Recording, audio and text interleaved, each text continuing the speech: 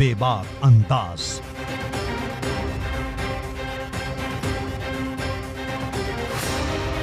अब आपकी आवाज बेअसर न होगी। सच वालों को ये अच्छी लगेगी, झूठ वालों को बात तो चुभेगी। सच तो सच होता है, मीठा या कड़वा नहीं।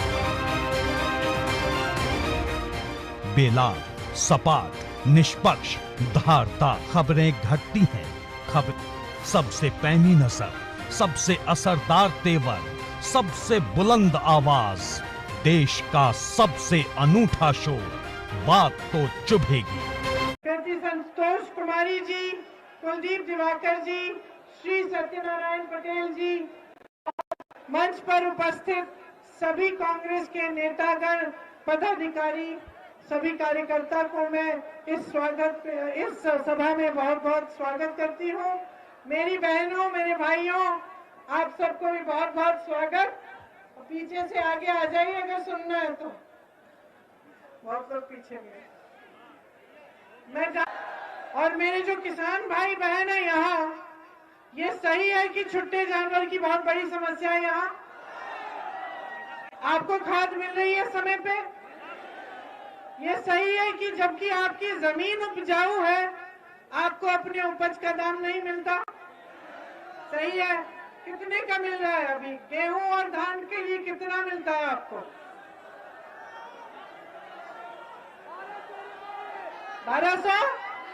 1200 रुपए।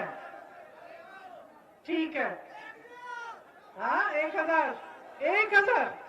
चलिए, तो ये केस अगर मैं ये कहूं कि सब मुश्किलों का सामना कर रहे हैं, चाहे वो किसान हो, बेरोजगार हो, महिलाएं हो, जो भी है, सब बहुत बड़ी बड़ी मुश्किलों का सामना और परेशानियों का सामना कर रहे हैं।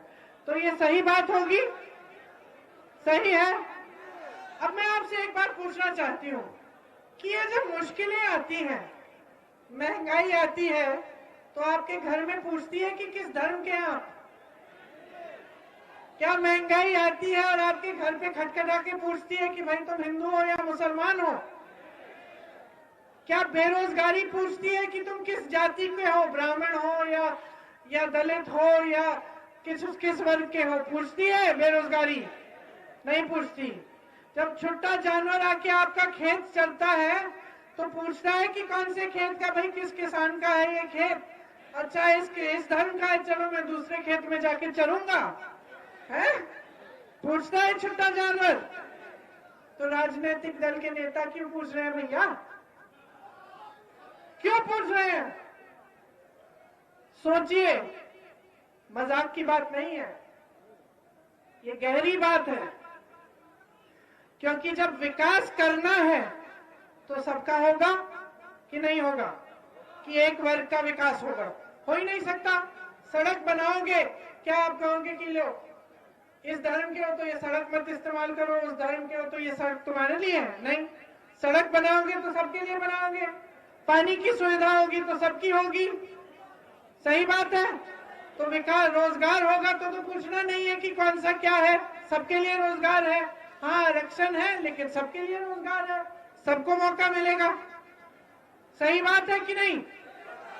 तो राजनीतिक दल और उनके नेता आपके सामने जाति और धर्म की बात क्यों करते हैं? कभी सोचा है कि यूं ही आंख मूंद के दे देते हो वोट धर्म और जाति के आधार पर? मैं एक मोहल्ले में गई, वहां मैंने देखा कोई सड़क नहीं, टूटी फूटी सड़क, पानी नहीं। पूछा बिजली आती है? कहा दीदी नहीं आती। बिल भरते हो? बिल भरते हैं। अच्छा, विधायक कौन है? नाम लिया विधायक का। काम करता है? नहीं करता। वोट दोगे दोबारा? हाँ जी। वाह जी। तो मैंने पूछा क्यों? जी हम तो वोट अपने धर्म के आधार पर दे देते हैं हर बार। यही बात मैंने कहीं और सुनी कि भाई क्यों बार बार वोट दे रहे हो इसको, काम तो कर नहीं रहा है तुम्हारा। जी हम जाति के आधार पर दे देते हैं, हमारी जाति का है, हम सोचते हैं कि इन्हीं को देंगे। तो क्या हो रहा है? आप आंख मूंद के धर्म के आधार पर, जाति के आधार पर ऐसे राजनीतिक दलों को आगे बढ़ा रहे हो जिनके नेता समझ गए भैया कि आपके लिए काम करने की जरूरत ही नहीं है। वो समझ गए हैं कुछ मत करो, 5 साल आराम करो, राज करो, सत्ता में बैठो, सब खुशियां तुम्हारी रहे, तुम ही फूलो फलो, 5 साल बाद मंच पे पहुंच जाना, कोई बड़ी बड़ी घोषणाएं कर देना, साथ साथ कह देना कि भैया हम आपके धर्म की सुरक्षा करेंगे, हम आपकी जाति की सुरक्षा करेंगे, वोट मिल जाएगा। तो काम क्यों करेंगे ये नेता? और आदत किसने डाली है? जनता डाली है। अच्छी आदत है कि बुरी है? अरे घर में अपने बेटे की आदत डाल दो कि कोई काम करने की जरूरत नहीं है, उसको खिलाते पिलाते रहोगे तो निकम्मा होगा कि नहीं? तो जाके बाहर जाके नौकरी ढूंढ के तुम्हारे लिए कमाएगा कि नहीं? नहीं कमाएगा। तो जब इतनी समझदारी अपने परिवार के लिए, इतनी समझदारी अपने बच्चों की परवरिश के लिए, तो अपने विकास के लिए और अपनी राजनीति में इतनी समझदारी क्यों नहीं दिखा रहे हो? ये मेरी शिकायत है आपसे। आपने इन नेताओं को इतनी हिम्मत दे दी है, आपने इन नेताओं को, और ये जो राजनीतिक दल है बसपा, समाजवादी, भाजपा, इतनी हिम्मत दे दी है आपने इनको कि कुछ नहीं करेंगे, लेकिन मंच पे खड़े होकर आपसे झूठ बोल के, आपसे धर्म के आधार पर, जाति के आधार पर वोट लेके वो फिर से सत्ता में आएंगे। और ये जो आपने आदत डाली है, इससे नुकसान उनका नहीं हो रहा है। उनके बेटे अच्छे अच्छे स्कूलों में पढ़ रहे हैं, विदेश चले जाते हैं, वो तो अच्छे अच्छे हवाई जहाजों में घूम रहे हैं। मोदी जी का हवाई जहाज देखो, 8,000 करोड़ का एक हवाई जहाज है। मोदी जी दुनिया घूमते हैं उस हवाई जहाज में। योगी जी के यहाँ देखिए, है तो योगी, लेकिन कितनी बड़ी बड़ी गाड़ियों में घूमते हैं, कितनी बड़ी सिक्योरिटी सुरक्षा लेके घूम रहे हैं। और जब आपकी समस्याएं आती हैं, जब किसान आंदोलन करता है, जब महिलाओं पर अत्याचार होता है, तो सब दुबक के अपने घर में बैठ जाते हैं। कोई नहीं आता आपकी सुनवाई करने। किसान 1 साल से दिल्ली के बॉर्डर पे नरेंद्र मोदी जी के घर के सामने 10 किलोमीटर की दूरी भी नहीं है, खड़ा रहा 1 साल के लिए। 700 किसान शहीद हुआ।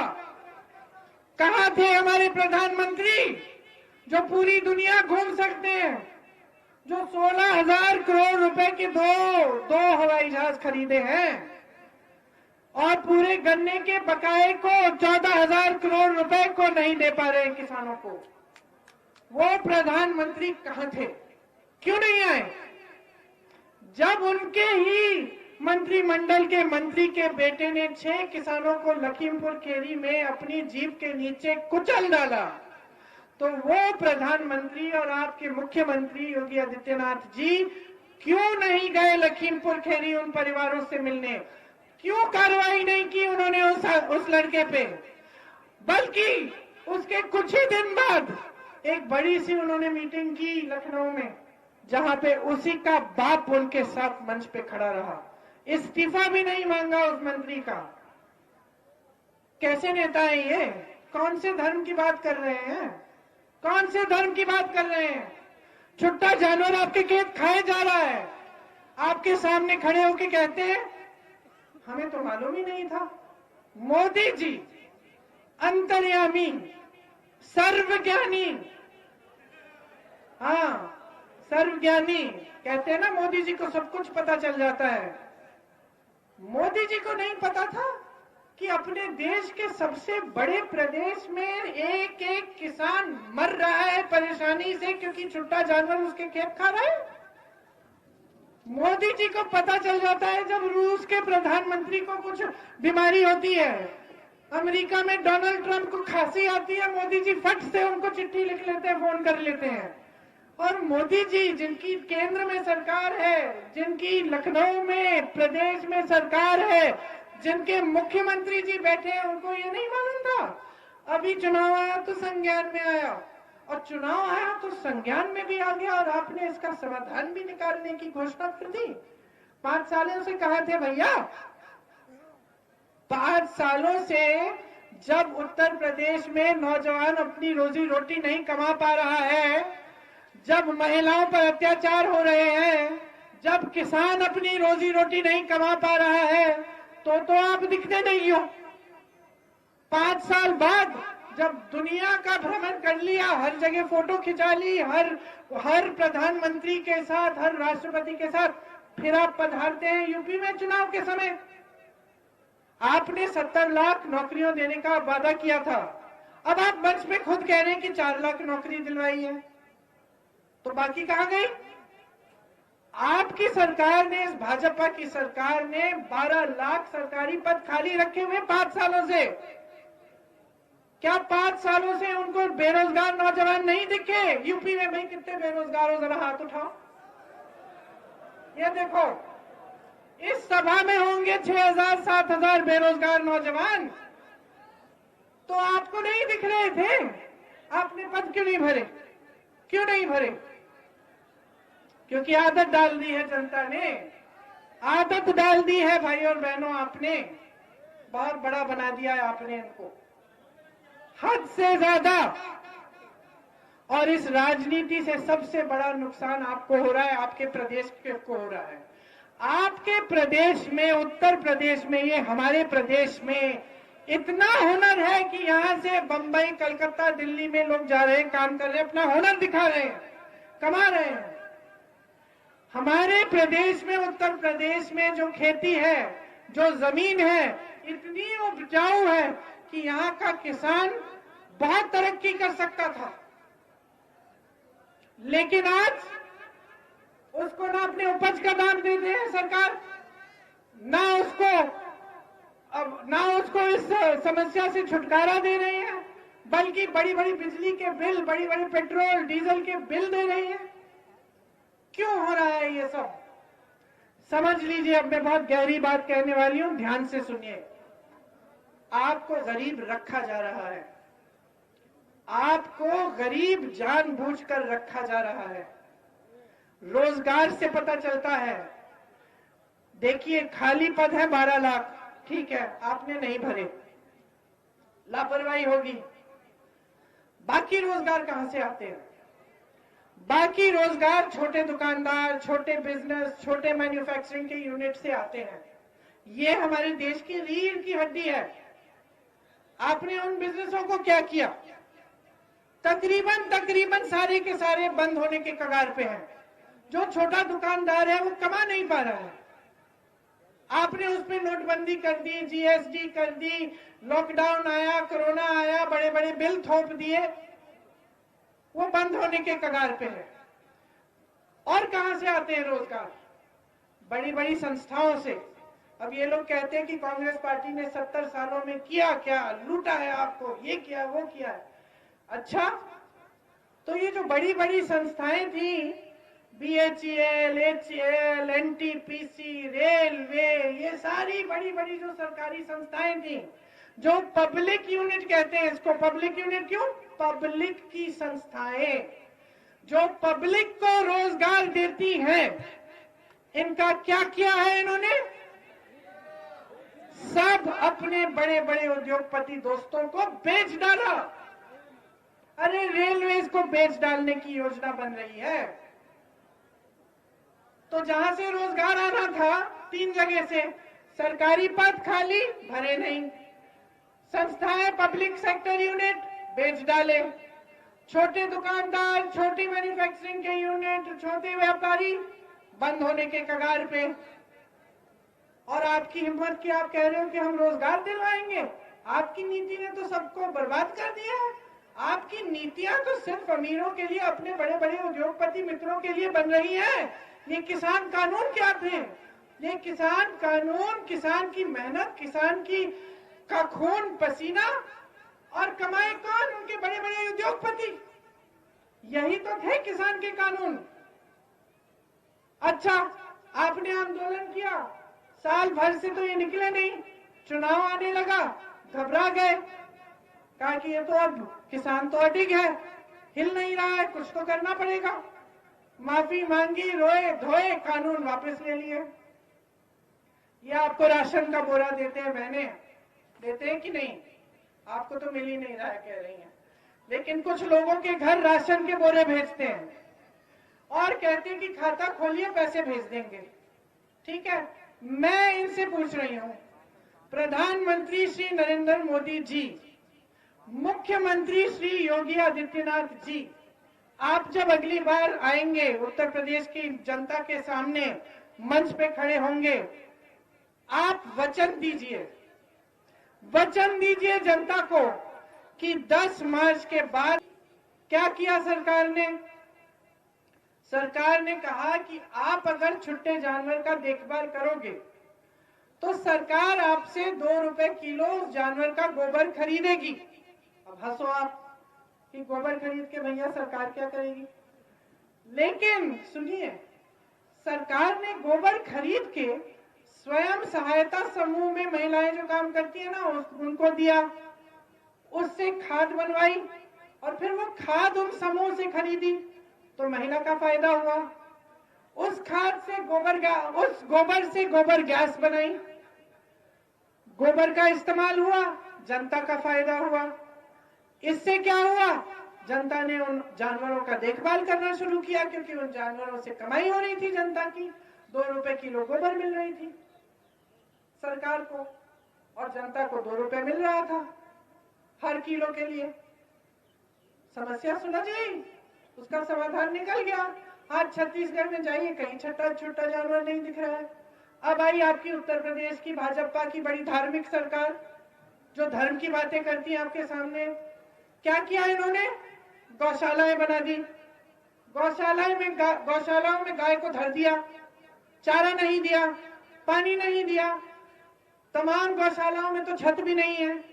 वीडियो देखे हमने पिछले साल, कितने सारे निकले थे, गाय मर रही है, पानी नहीं है, चारा नहीं है, जेसीबी से उठा के 10-10 गाय को यूं धरा जा रहा है, उनके ऊपर मिट्टी डाली जा रही है, जिंदा है उसको गाड़ा जा रहा है, कुत्ते घूम रहे हैं और गाय को यूं चुग रहे हैं, गाय के घाव को नोच रहे हैं, खा रहे हैं, जिंदा गाय को।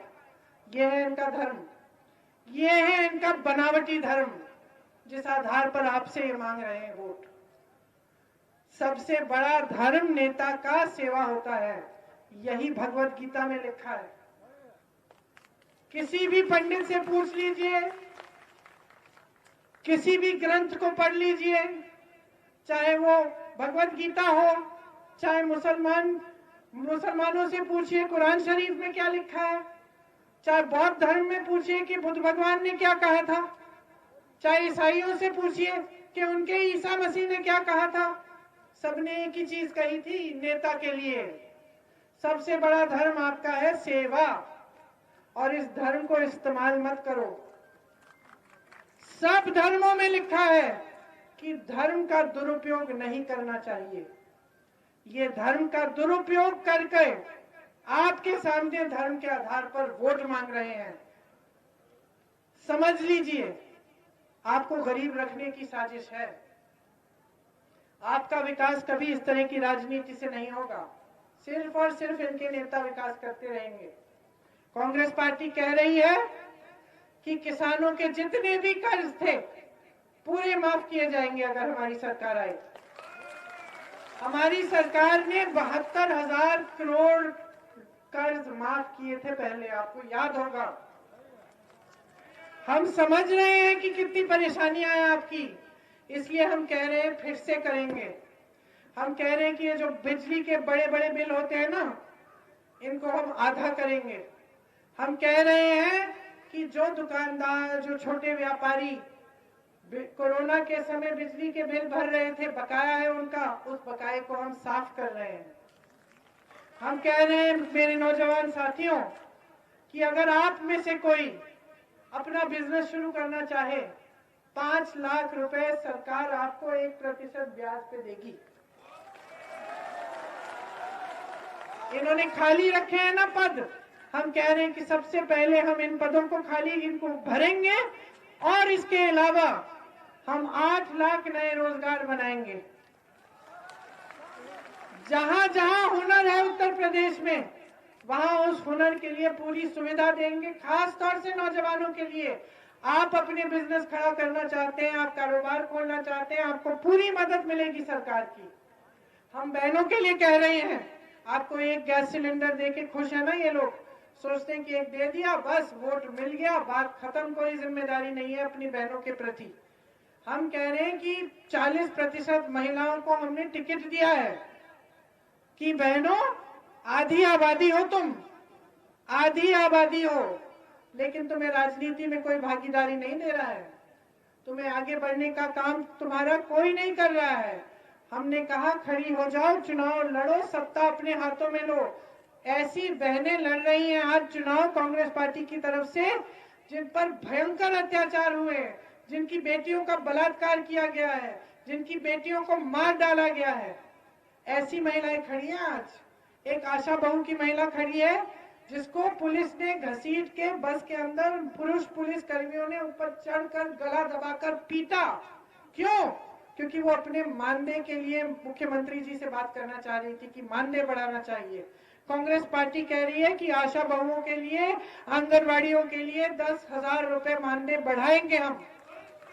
हमने उस महिला को चुनाव लड़वाया। मुझे कितना गर्व हुआ बहनों उसको देख के। जब मेरे पास पहले आई थी उसके बड़े बड़े घाव थे, रो रही थी, टूटी हुई थी कि उसने सिर्फ अपना हक मांगा और उसको इतनी बेरहमी से पीटा गया।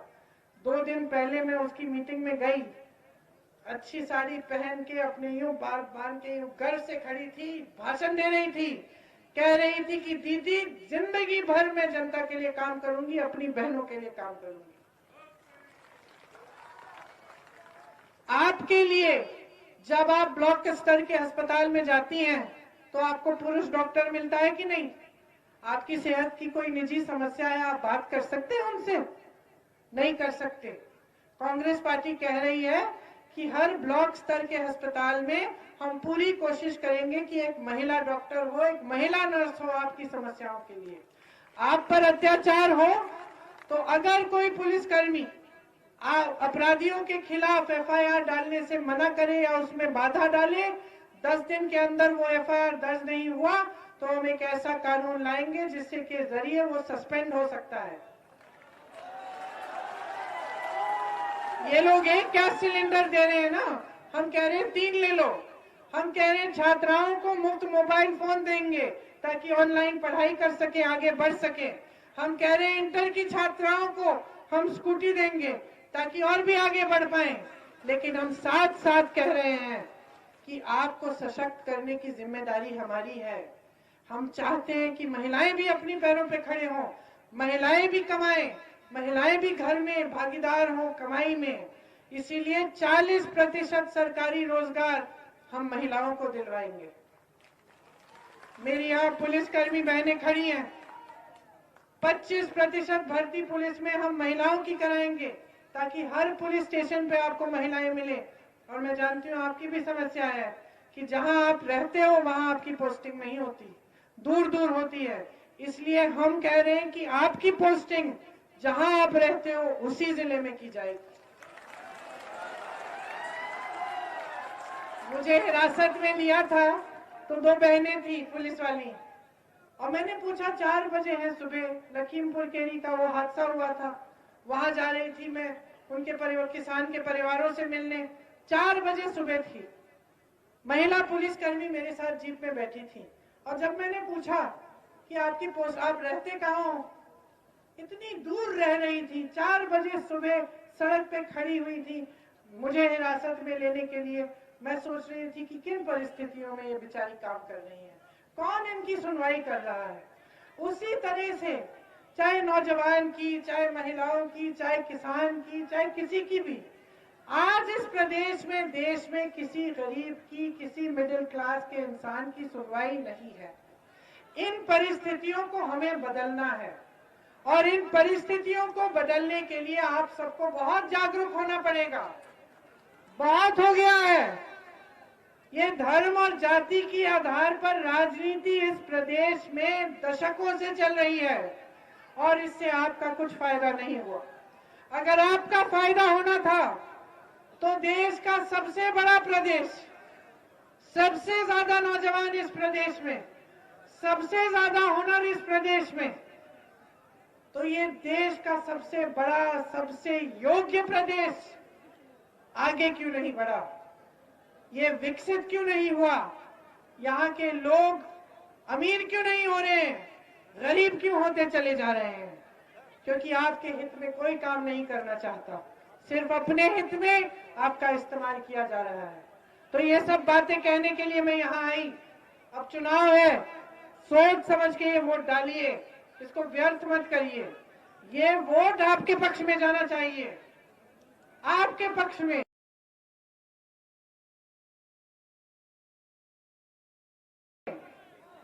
जो नेता, जो पार्टी आपके लिए खड़ी होती है, जो आपके संघर्ष में शामिल होती है, जो आपकी समस्याओं को समझती है, ये कि नहीं कहती कि 5 साल बाद आज संज्ञान में आ गया, उस राजनीतिक पार्टी को आप आगे बढ़ाओ ताकि आपका विकास हो, आपके बच्चों के लिए, उनके भविष्यों के लिए मेहनत हो, काम हो।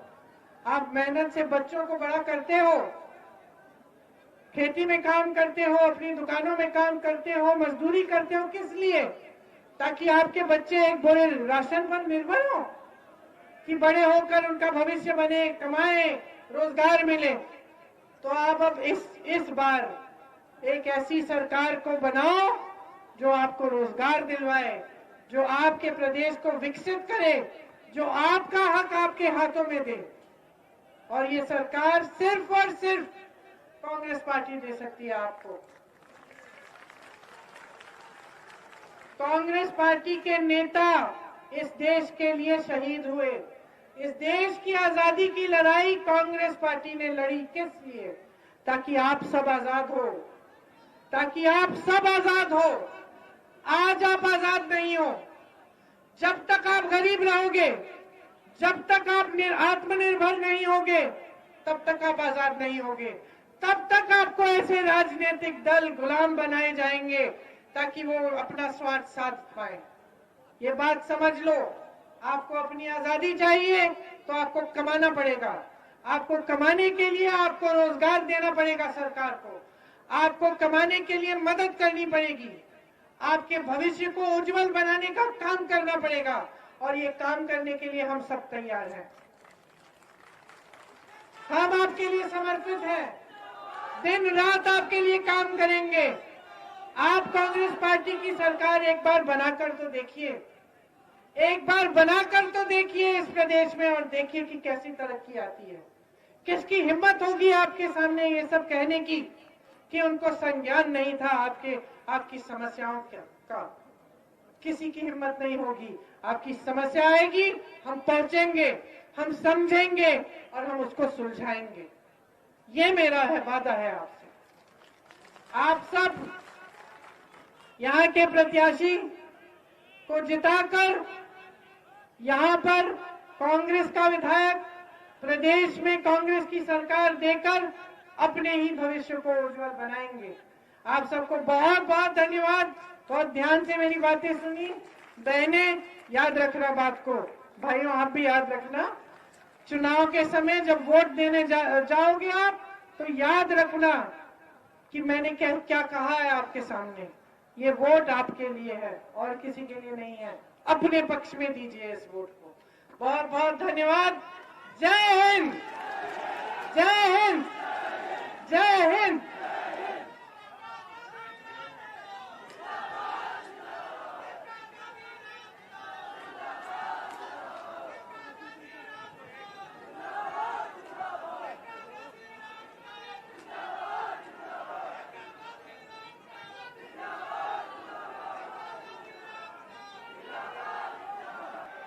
बैठ जाइए, बीच में बैठ जाइए।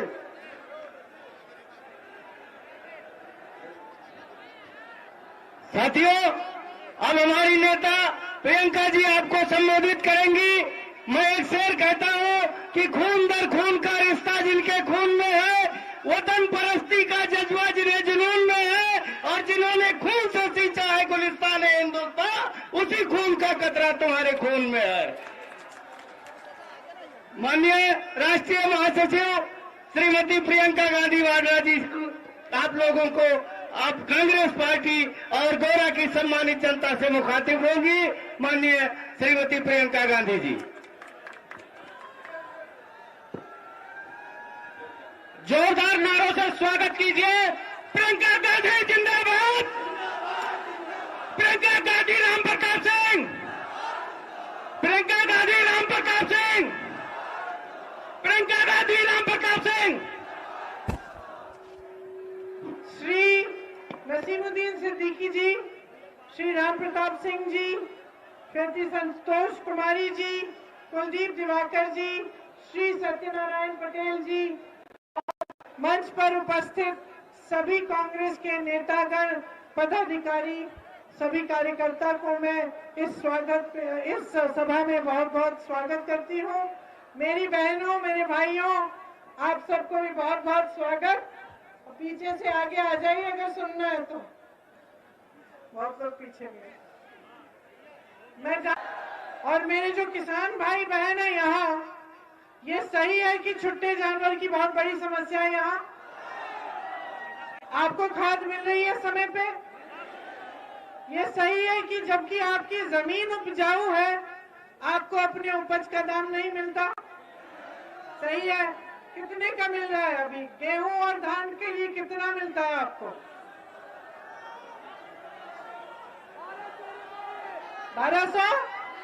1200 रुपए। ठीक है। हाँ, 1000। चलिए, तो ये केस, अगर मैं ये कहूं कि सब मुश्किलों का सामना कर रहे हैं, चाहे वो किसान हो, बेरोजगार हो, महिलाएं हो, जो भी है, सब बहुत बड़ी बड़ी मुश्किलों का सामना और परेशानियों का सामना कर रहे हैं, तो ये सही बात होगी? सही है। अब मैं आपसे एक बात पूछना चाहती हूँ कि ये जब मुश्किलें आती हैं, महंगाई आती है, तो आपके घर में पूछती है कि किस धर्म के हैं आप? क्या महंगाई आती है और आपके घर पे खटखटा के पूछती है कि भाई तुम हिंदू हो या मुसलमान हो? क्या बेरोजगारी पूछती है कि तुम किस जाति के हो, ब्राह्मण हो या दलित हो या किस वर्ग के हो? पूछती है बेरोजगारी? नहीं पूछती। जब छुट्टा जानवर आके आपका खेत चलता है तो पूछता है कि कौन से खेत का, भाई किस किसान का है ये खेत? अच्छा, इस धर्म का है, चलो मैं दूसरे खेत में जाके चलूंगा, है? पूछता है छुट्टा जानवर। तो राजनीतिक दल के नेता क्यों पूछ रहे हैं भैया? क्यों पूछ रहे हैं? सोचिए, मजाक की बात नहीं है, ये गहरी बात है। क्योंकि जब विकास करना है तो सबका होगा कि नहीं होगा? कि एक वर्ग का विकास होगा? हो ही नहीं सकता। सड़क बनाओगे, क्या आप कहोगे कि लो इस धर्म के हो तो ये सड़क मत इस्तेमाल करो, उस धर्म के हो तो ये सड़क तुम्हारे लिए है? नहीं। सड़क बनाओगे तो सबके लिए बनाओगे। पानी की सुविधा होगी तो सबकी होगी। सही बात है।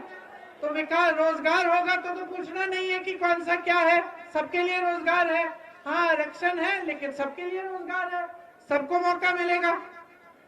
सही बात है कि नहीं? तो राजनीतिक दल और उनके नेता आपके सामने जाति और धर्म की बात क्यों करते हैं? कभी सोचा है कि यूं ही आंख मूंद के दे देते हो वोट धर्म और जाति के आधार पर? मैं एक मोहल्ले में गई, वहां मैंने देखा कोई सड़क नहीं, टूटी फूटी सड़क, पानी नहीं। पूछा बिजली आती है? खाद दीदी नहीं आती। बिल भरते हो? बिल भरते हैं। अच्छा, विधायक कौन है? नाम लिया विधायक का। काम करता है? नहीं करता। वोट दोगे दोबारा? हाँ जी। वाह जी। तो मैंने पूछा क्यों? जी हम तो वोट अपने धर्म के आधार पर दे देते हैं हर बार।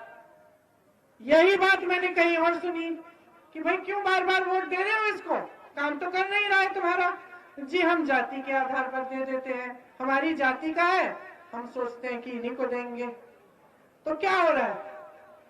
आप आंख मूंद के धर्म के आधार पर, जाति के आधार पर ऐसे राजनीतिक दलों को आगे बढ़ा रहे हो जिनके नेता समझ गए हैं भैया कि आपके लिए काम करने की जरूरत ही नहीं है। वो समझ गए हैं कुछ मत करो, 5 साल आराम करो, राज करो, सत्ता में बैठो, सब खुशियां तुम्हारी रहे, तुम ही फूलो फलो। 5 साल बाद मंच पे पहुंच जाना, कोई बड़ी बड़ी घोषणाएं कर देना, साथ साथ कह देना कि भैया धर्म के, हम आपके धर्म की सुरक्षा करेंगे, हम आपकी जाति की सुरक्षा करेंगे, वोट मिल जाएगा। तो काम क्यों करेंगे ये नेता? और आदत किसने डाली है? जनता डाली है। अच्छी आदत है कि बुरी है? अरे घर में अपने बेटे की आदत डाल दो कि कोई काम करने की जरूरत नहीं है, उसको खिलाते पिलाते रहोगे तो निकम्मा होगा कि नहीं? तो जाके बाहर जाके नौकरी ढूंढ के तुम्हारे लिए कमाएगा कि नहीं? नहीं कमाएगा। तो जब इतनी समझदारी अपने परिवार के लिए, इतनी समझदारी अपने बच्चों की परवरिश के लिए, तो अपने विकास के लिए और अपनी राजनीति में इतनी समझदारी क्यों नहीं दिखा रहे हो? ये मेरी शिकायत है आपसे। आपने इन नेताओं को इतनी हिम्मत दे दी है, आपने इन नेताओं को, और ये जो राजनीतिक दल है, बसपा, समाजवादी, भाजपा, इतनी हिम्मत दे दी है आपने इनको कि कुछ नहीं करेंगे, लेकिन मंच पे खड़े होकर आपसे झूठ बोल के, आपसे धर्म के आधार पर, जाति के आधार पर वोट लेके वो फिर से सत्ता में आएंगे। और ये जो आपने आदत डाली है, इससे नुकसान उनका नहीं हो रहा है। उनके बेटे अच्छे अच्छे स्कूलों में पढ़ रहे हैं, विदेश चले जाते हैं, वो तो अच्छे अच्छे हवाई जहाजों में घूम रहे हैं। मोदी जी का हवाई जहाज देखो, 8,000 करोड़ का एक हवाई जहाज है। मोदी जी दुनिया घूमते हैं उस हवाई जहाज में। योगी जी के यहाँ देखिए, है तो योगी, लेकिन कितनी बड़ी बड़ी गाड़ियों में घूमते हैं, कितनी बड़ी सिक्योरिटी सुरक्षा लेके घूम रहे हैं। और जब आपकी समस्याएं आती हैं, जब किसान आंदोलन करता है, जब महिलाओं पर अत्याचार होता है, तो सब दुबक के अपने घर में बैठ जाते हैं। कोई नहीं आता आपकी सुनवाई करने। किसान 1 साल से दिल्ली के बॉर्डर पे नरेंद्र मोदी जी के घर के सामने 10 किलोमीटर की दूरी भी नहीं है, खड़ा रहा 1 साल के लिए। 700 किसान शहीद हुआ। कहां थे हमारे प्रधानमंत्री जो पूरी दुनिया घूम सकते हैं, जो 16,000 करोड़ रुपए के दो हवाई जहाज खरीदे हैं, और पूरे गन्ने के बकाये को 14,000 करोड़ रुपए को नहीं दे पा रहे हैं किसानों को? वो प्रधानमंत्री कहां थे? क्यों नहीं आए? जब उनके ही मंत्रिमंडल के मंत्री के बेटे ने 6 किसानों को लखीमपुर खीरी में अपनी जीप के नीचे कुचल डाला, तो वो प्रधानमंत्री और आपके मुख्यमंत्री योगी आदित्यनाथ जी क्यों नहीं गए लखीमपुर खीरी उन परिवारों से मिलने? क्यों कार्रवाई नहीं की उन्होंने उस लड़के पे? बल्कि उसके कुछ ही दिन बाद एक बड़ी सी उन्होंने मीटिंग की लखनऊ में, जहां पे उसी का बाप उनके साथ मंच पे खड़ा रहा। इस्तीफा भी नहीं मांगा उस मंत्री का। कैसे नेता है ये? कौन से धर्म की बात कर रहे हैं? कौन से धर्म की बात कर रहे हैं? छुट्टा जानवर आपके खेत खाए जा रहा है, आपके सामने खड़े होके कहते हैं हमें तो मालूम ही नहीं था। मोदी जी अंतर्यामी, सर्वज्ञानी, हाँ सर्वज्ञानी कहते हैं ना, मोदी जी को सब कुछ पता चल जाता है। मोदी जी को नहीं पता था कि अपने देश के सबसे बड़े प्रदेश में एक एक किसान मर रहा है परेशानी से, क्योंकि छुट्टा जानवर उसके खेत खा रहा है। मोदी जी को पता चल जाता है जब रूस के प्रधानमंत्री को कुछ बीमारी होती है, अमेरिका में डोनाल्ड ट्रंप को खांसी आती है, मोदी जी फट से उनको चिट्ठी लिख लेते हैं, फोन कर लेते हैं। और मोदी जी जिनकी केंद्र में सरकार है, जिनकी लखनऊ में प्रदेश में सरकार है, जिनके मुख्यमंत्री जी बैठे हैं, उनको ये नहीं मालूम था। अभी चुनाव आया तो संज्ञान में आया, और चुनाव आया तो संज्ञान में भी आ गया, और आपने इसका समाधान भी निकालने की घोषणा कर दी। 5 सालों से कहा थे भैया, 5 सालों से जब उत्तर प्रदेश में नौजवान अपनी रोजी रोटी नहीं कमा पा रहा है, जब महिलाओं पर अत्याचार हो रहे हैं, जब किसान अपनी रोजी रोटी नहीं कमा पा रहा है, तो आप दिखते नहीं हो। 5 साल बाद जब दुनिया का भ्रमण कर लिया, हर जगह फोटो खिंचा ली, हर प्रधानमंत्री के साथ, हर राष्ट्रपति के साथ, फिर आप पधारते हैं यूपी में चुनाव के समय। आपने 70 लाख नौकरियों देने का वादा किया था, अब आप मंच में खुद कह रहे हैं कि 4 लाख नौकरी दिलवाई है, तो बाकी कहां गई? आपकी सरकार ने, इस भाजपा की सरकार ने 12 लाख सरकारी पद खाली रखे हुए 5 सालों से। क्या 5 सालों से उनको बेरोजगार नौजवान नहीं दिखे? यूपी में भाई कितने बेरोजगार हो, जरा हाथ उठाओ। ये देखो, इस सभा में होंगे 6,000-7,000 बेरोजगार नौजवान, तो आपको नहीं दिख रहे थे? आपने पद क्यों नहीं भरे? क्यों नहीं भरे? क्योंकि आदत डाल दी है जनता ने, आदत डाल दी है भाई और बहनों, आपने बहुत बड़ा बना दिया है आपने इनको, हद से ज्यादा। और इस राजनीति से सबसे बड़ा नुकसान आपको हो रहा है, आपके प्रदेश को हो रहा है। आपके प्रदेश में, उत्तर प्रदेश में, ये हमारे प्रदेश में इतना हुनर है कि यहां से बंबई, कलकत्ता, दिल्ली में लोग जा रहे हैं, काम कर रहे हैं, अपना हुनर दिखा रहे हैं, कमा रहे हैं। हमारे प्रदेश में, उत्तर प्रदेश में जो खेती है, जो जमीन है, इतनी उपजाऊ है कि यहाँ का किसान बहुत तरक्की कर सकता था,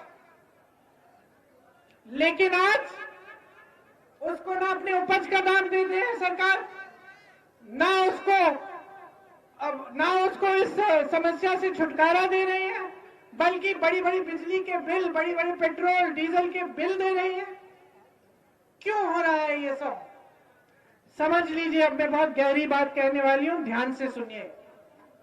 आपको गरीब रखा जा रहा है, आपको गरीब जानबूझकर रखा जा रहा है। रोजगार से पता चलता है। देखिए, खाली पद है 12 लाख, ठीक है, आपने नहीं भरे, लापरवाही होगी। बाकी रोजगार कहां से आते हैं? बाकी रोजगार छोटे दुकानदार, छोटे बिजनेस, छोटे मैन्युफैक्चरिंग के यूनिट से आते हैं। ये हमारे देश की रीढ़ की हड्डी है। आपने उन बिजनेसों को क्या किया? तकरीबन सारे के सारे बंद होने के कगार पे हैं। जो छोटा दुकानदार है वो कमा नहीं पा रहा है। आपने उसमें नोटबंदी कर दी, जीएसटी कर दी, लॉकडाउन आया, कोरोना आया, बड़े बड़े बिल थोप दिए, वो बंद होने के कगार पे है। और कहां से आते हैं रोजगार? बड़ी बड़ी संस्थाओं से। अब ये लोग कहते हैं कि कांग्रेस पार्टी ने 70 सालों में किया क्या, लूटा है आपको, ये किया वो किया है।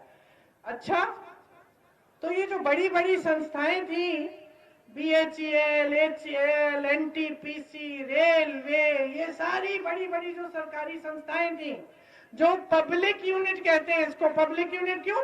पब्लिक की संस्थाएं जो पब्लिक को रोजगार देती हैं, इनका क्या किया है इन्होंने?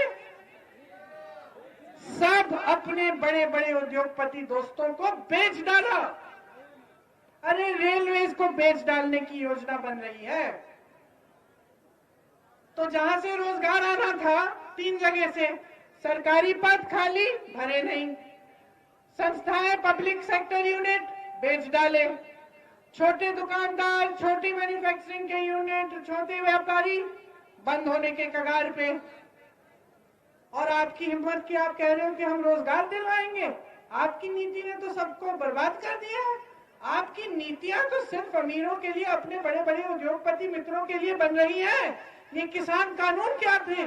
ये किसान कानून, किसान की मेहनत, किसान की का खून पसीना, और कमाए कौन? उनके बड़े बड़े उद्योगपति। यही तो थे किसान के कानून। अच्छा, आपने आंदोलन किया, साल भर से तो ये निकले नहीं, चुनाव आने लगा, घबरा गए, कहा कि ये तो अब किसान तो अडिग है, हिल नहीं रहा है, कुछ तो करना पड़ेगा। माफी मांगी, रोए धोए, कानून वापस ले लिए। ये आपको राशन का बोरा देते हैं, महीने देते हैं कि नहीं? आपको तो मिल ही नहीं रहा है, कह रही हैं। लेकिन कुछ लोगों के घर राशन के बोरे भेजते हैं और कहते हैं कि खाता खोलिए, पैसे भेज देंगे। ठीक है, मैं इनसे पूछ रही हूं, प्रधानमंत्री श्री नरेंद्र मोदी जी, मुख्यमंत्री श्री योगी आदित्यनाथ जी, आप जब अगली बार आएंगे उत्तर प्रदेश की जनता के सामने, मंच पे खड़े होंगे, आप वचन दीजिए जनता को कि 10 मार्च के बाद ये राशन के बोरे आते रहेंगे। वचन दी।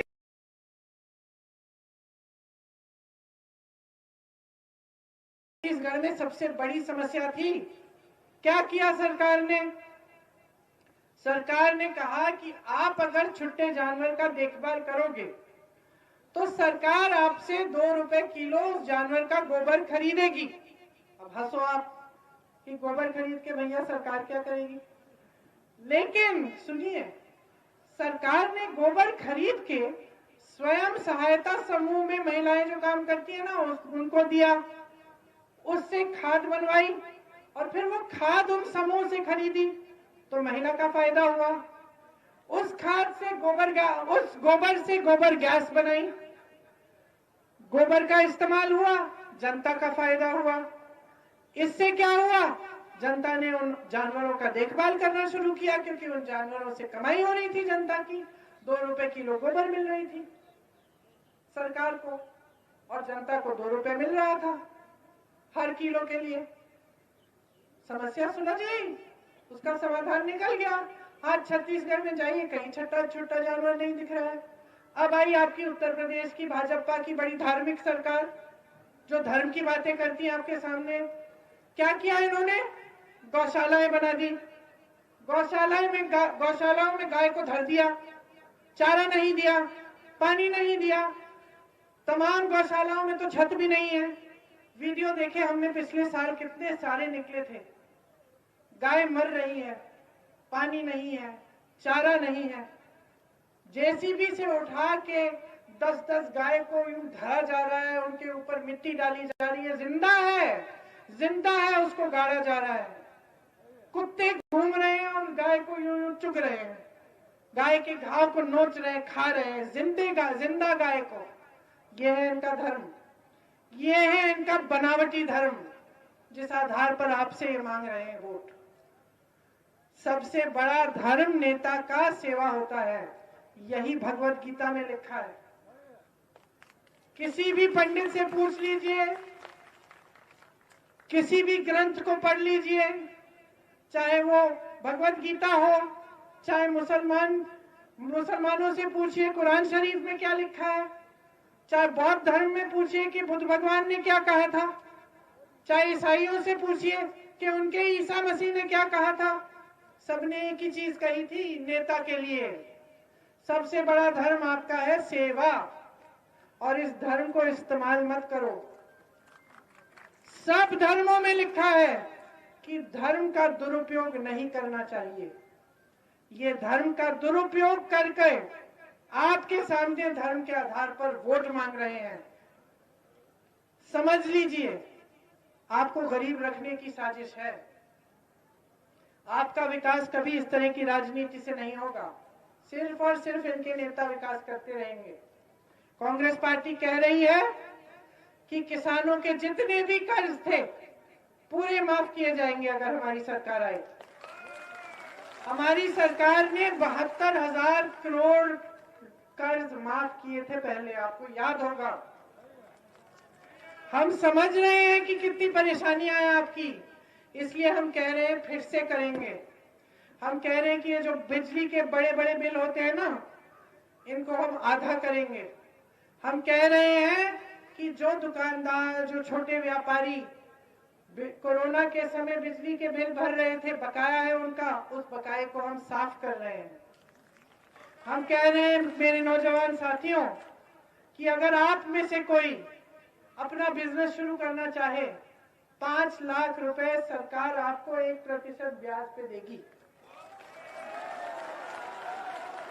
इन्होंने खाली रखे हैं ना पद, हम कह रहे हैं कि सबसे पहले हम इन पदों को इनको भरेंगे और इसके अलावा हम 8 लाख नए रोजगार बनाएंगे। जहां जहां हुनर है उत्तर प्रदेश में, वहां उस हुनर के लिए पूरी सुविधा देंगे। खास तौर से नौजवानों के लिए, आप अपने बिजनेस खड़ा करना चाहते हैं, आप कारोबार खोलना चाहते हैं, आपको पूरी मदद मिलेगी सरकार की। हम बहनों के लिए कह रहे हैं, आपको एक गैस सिलेंडर देके खुश है ना ये लोग? सोचते हैं कि एक दे दिया बस वोट मिल गया, बात खत्म, कोई जिम्मेदारी नहीं है अपनी बहनों के प्रति। हम कह रहे हैं कि 40% महिलाओं को हमने टिकट दिया है कि बहनों आधी आबादी हो, तुम आधी आबादी हो, लेकिन तुम्हें राजनीति में कोई भागीदारी नहीं दे रहा है, तुम्हें आगे बढ़ने का काम तुम्हारा कोई नहीं कर रहा है। हमने कहा खड़ी हो जाओ, चुनाव लड़ो, सत्ता अपने हाथों में लो। ऐसी बहनें लड़ रही हैं आज चुनाव कांग्रेस पार्टी की तरफ से जिन पर भयंकर अत्याचार हुए, जिनकी बेटियों का बलात्कार किया गया है, जिनकी बेटियों को मार डाला गया है। ऐसी महिलाएं खड़ी हैं आज। एक आशा बहू की महिला खड़ी है जिसको पुलिस ने घसीट के बस के अंदर पुरुष पुलिस कर्मियों ने ऊपर चढ़कर गला दबाकर पीटा। क्यों? क्योंकि वो अपने मानदेय के लिए मुख्यमंत्री जी से बात करना चाह रही थी कि मानदेय बढ़ाना चाहिए। कांग्रेस पार्टी कह रही है कि आशा बहुओं के लिए, आंगनबाड़ियों के लिए 10,000 रुपए मानदेय बढ़ाएंगे हम। हमने उस महिला को चुनाव लड़वाया। मुझे कितना गर्व हुआ बहनों उसको देख के। जब मेरे पास पहले आई थी उसके बड़े बड़े घाव थे, रो रही थी, टूटी हुई थी कि उसने सिर्फ अपना हक मांगा और उसको इतनी बेरहमी से पीटा गया। 2 दिन पहले मैं उसकी मीटिंग में गई, अच्छी साड़ी पहन के अपने यूं बांध के यूं गर्व से खड़ी थी, भाषण दे रही थी, कह रही थी कि दीदी जिंदगी भर मैं जनता के लिए काम करूंगी, अपनी बहनों के लिए काम करूंगी। आपके लिए जब आप ब्लॉक स्तर के अस्पताल में जाती हैं तो आपको पुरुष डॉक्टर मिलता है कि नहीं? आपकी सेहत की कोई निजी समस्या है, आप बात कर सकते हैं उनसे? नहीं कर सकते। कांग्रेस पार्टी कह रही है कि हर ब्लॉक स्तर के अस्पताल में हम पूरी कोशिश करेंगे कि एक महिला डॉक्टर हो, एक महिला नर्स हो आपकी समस्याओं के लिए। आप पर अत्याचार हो तो अगर कोई पुलिसकर्मी अपराधियों के खिलाफ एफआईआर डालने से मना करे या उसमें बाधा डाले, 10 दिन के अंदर वो एफआईआर दर्ज नहीं हुआ तो हम एक ऐसा कानून लाएंगे जिससे के जरिए वो सस्पेंड हो सकता है। ये लोग एक गैस सिलेंडर दे रहे हैं ना, हम कह रहे हैं 3 ले लो। हम कह रहे हैं छात्राओं को मुफ्त मोबाइल फोन देंगे ताकि ऑनलाइन पढ़ाई कर सके, आगे बढ़ सके। हम कह रहे हैं इंटर की छात्राओं को हम स्कूटी देंगे ताकि और भी आगे बढ़ पाए। लेकिन हम साथ साथ कह रहे हैं कि आपको सशक्त करने की जिम्मेदारी हमारी है। हम चाहते हैं कि महिलाएं भी अपनी पैरों पे खड़े हों, महिलाएं भी कमाएं, महिलाएं भी घर में भागीदार हों कमाई में। इसीलिए 40% सरकारी रोजगार हम महिलाओं को दिलवाएंगे। मेरी यहाँ पुलिसकर्मी बहनें खड़ी हैं, 25% भर्ती पुलिस में हम महिलाओं की कराएंगे ताकि हर पुलिस स्टेशन पे आपको महिलाएं मिले। और मैं जानती हूँ आपकी भी समस्या है कि जहां आप रहते हो वहां आपकी पोस्टिंग नहीं होती, दूर दूर होती है। इसलिए हम कह रहे हैं कि आपकी पोस्टिंग जहां आप रहते हो उसी जिले में की जाएगी। मुझे हिरासत में लिया था तो 2 बहनें थी पुलिस वाली, और मैंने पूछा 4 बजे है सुबह, लखीमपुर केरी का वो हादसा हुआ था, वहां जा रही थी मैं उनके परिवार, किसान के परिवारों से मिलने। 4 बजे सुबह थी, महिला पुलिसकर्मी मेरे साथ जीप में बैठी थी। और जब मैंने पूछा कि आपकी पोस्ट, आप रहते कहाँ हो, इतनी दूर रह रही थी, 4 बजे सुबह सड़क पे खड़ी हुई थी मुझे हिरासत में लेने के लिए। मैं सोच रही थी कि किन परिस्थितियों में ये बेचारी काम कर रही है, कौन इनकी सुनवाई कर रहा है। उसी तरह से चाहे नौजवान की, चाहे महिलाओं की, चाहे किसान की, चाहे किसी की भी, आज इस प्रदेश में, देश में किसी गरीब की, किसी मिडिल क्लास के इंसान की सुनवाई नहीं है। इन परिस्थितियों को हमें बदलना है और इन परिस्थितियों को बदलने के लिए आप सबको बहुत जागरूक होना पड़ेगा। बहुत हो गया है ये धर्म और जाति के आधार पर राजनीति इस प्रदेश में दशकों से चल रही है और इससे आपका कुछ फायदा नहीं हुआ। अगर आपका फायदा होना था तो देश का सबसे बड़ा प्रदेश, सबसे ज्यादा नौजवान इस प्रदेश में, सबसे ज्यादा हुनर इस प्रदेश में, तो ये देश का सबसे बड़ा, सबसे योग्य प्रदेश आगे क्यों नहीं बढ़ा, ये विकसित क्यों नहीं हुआ? यहाँ के लोग अमीर क्यों नहीं हो रहे हैं, गरीब क्यों होते चले जा रहे हैं? क्योंकि आपके हित में कोई काम नहीं करना चाहता, सिर्फ अपने हित में आपका इस्तेमाल किया जा रहा है। तो ये सब बातें कहने के लिए मैं यहाँ आई। अब चुनाव है, सोच समझ के ये वोट डालिए, इसको व्यर्थ मत करिए। ये वोट आपके पक्ष में जाना चाहिए, आपके पक्ष में।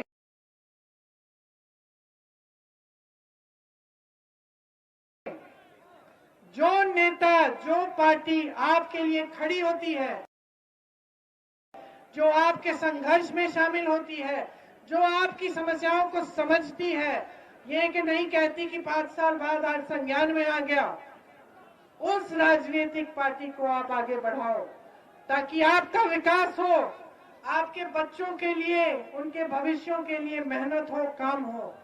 आप मेहनत से बच्चों को बड़ा करते हो, खेती में काम करते हो, अपनी दुकानों में काम करते हो, मजदूरी करते हो, किस लिए? ताकि आपके बच्चे एक बोरे राशन पर निर्भर हो, कि बड़े होकर उनका भविष्य बने, कमाए, रोजगार मिले। तो आप अब इस बार एक ऐसी सरकार को बनाओ जो आपको रोजगार दिलवाए, जो आपके प्रदेश को विकसित करे, जो आपका हक आपके हाथों में दे। और ये सरकार सिर्फ और सिर्फ कांग्रेस पार्टी दे सकती है आपको। कांग्रेस पार्टी के नेता इस देश के लिए शहीद हुए। इस देश की आजादी की लड़ाई कांग्रेस पार्टी ने लड़ी किस लिए? ताकि आप सब आजाद हो, ताकि आप सब आजाद हो। आज आप आजाद नहीं हो। जब तक आप गरीब रहोगे, जब तक आप आत्मनिर्भर नहीं होगे, तब तक आप आजाद नहीं होगे। तब तक आपको ऐसे राजनीतिक दल गुलाम बनाए जाएंगे ताकि वो अपना स्वार्थ साध पाए। ये बात समझ लो। आपको अपनी आजादी चाहिए तो आपको कमाना पड़ेगा। आपको कमाने के लिए आपको रोजगार देना पड़ेगा सरकार को। आपको कमाने के लिए मदद करनी पड़ेगी। आपके भविष्य को उज्जवल बनाने का काम करना पड़ेगा। और ये काम करने के लिए हम सब तैयार हैं। हम आपके लिए समर्पित हैं। दिन रात आपके लिए काम करेंगे। आप कांग्रेस पार्टी की सरकार एक बार बनाकर तो देखिए, एक बार बनाकर तो देखिए इस प्रदेश में, और देखिए कि कैसी तरक्की आती है। किसकी हिम्मत होगी आपके सामने ये सब कहने की कि उनको संज्ञान नहीं था आपकी समस्याओं का? किसी की हिम्मत नहीं होगी। आपकी समस्या आएगी, हम पहुंचेंगे, हम समझेंगे और हम उसको सुलझाएंगे। ये मेरा वादा है आपसे। आप सब यहाँ के प्रत्याशी को जिताकर यहाँ पर कांग्रेस का विधायक, प्रदेश में कांग्रेस की सरकार देकर अपने ही भविष्य को उज्जवल बनाएंगे। आप सबको बहुत बहुत धन्यवाद। बहुत ध्यान से मेरी बातें सुनी। बहनें, याद रखना बात को। भाइयों, आप भी याद रखना। चुनाव के समय जब वोट देने जाओगे आप, तो याद रखना कि मैंने क्या कहा है आपके सामने। ये वोट आपके लिए है और किसी के लिए नहीं है। अपने पक्ष में दीजिए इस वोट को। बहुत बहुत धन्यवाद। जय हिंद, जय हिंद, जय हिंद।